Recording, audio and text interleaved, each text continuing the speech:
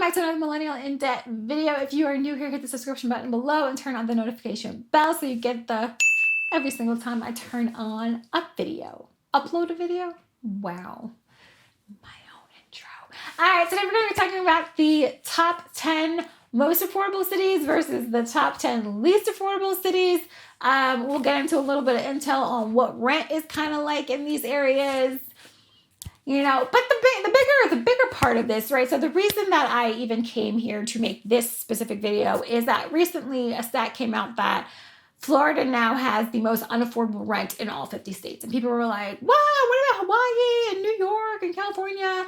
And, you know, Miami, their rent is about $2,900 a month.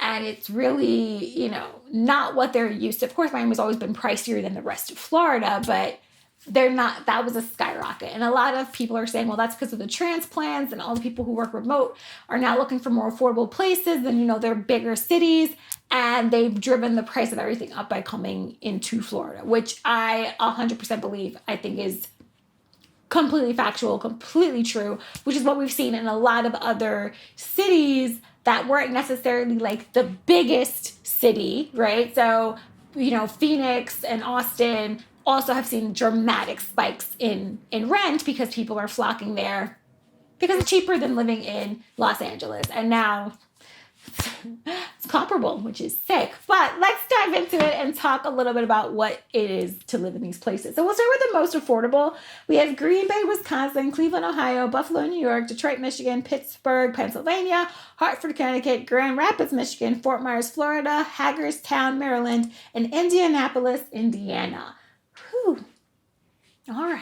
Okay, so those are the 10 most affordable, or a part of this like larger list of affordable cities. I'm going to speak for Buffalo. Buffalo is in New York. It is about 8 hours away from New York City, so the metropolitan area that people think about when they think about New York, right? Let's go Manhattan, Brooklyn, Queens, Staten Island, and the Bronx. So it's about 8 hours. It is about like 25, 30 minutes from Canada. So just so you understand how far away Buffalo, New York is from New York. And so rent in Buffalo is on average about $800.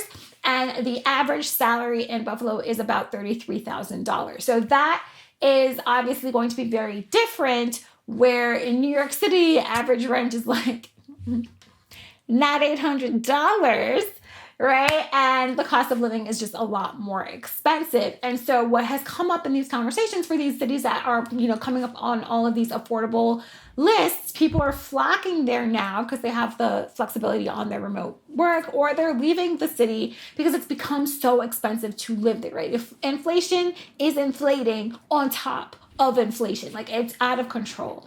And these affordable cities are going to be unaffordable for the people who have lived there all, you know, for their lives, because the transplants are buying them out of places and driving the price of everything up.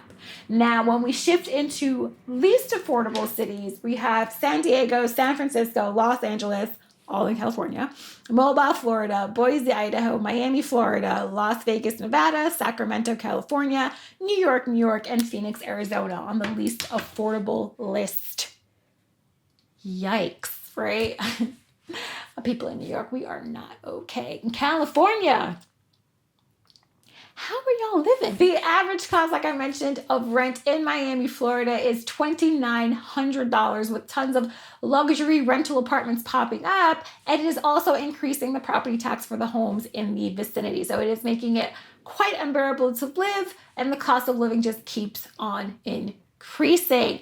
If you live in a city where it is considered one of the most affordable, we would love to hear your thoughts in the comments on what it's like with transplants coming in. Are prices increasing, as you know, the internet and all the statistics are saying? Because New York, we're not doing well. We're not doing well. And I can only speak on the experiences from my own state. But I am happy to hear all about your thoughts, all about what's going on. If you're not following us on Insta, be sure to do that. And I will catch you in the next one. Peace.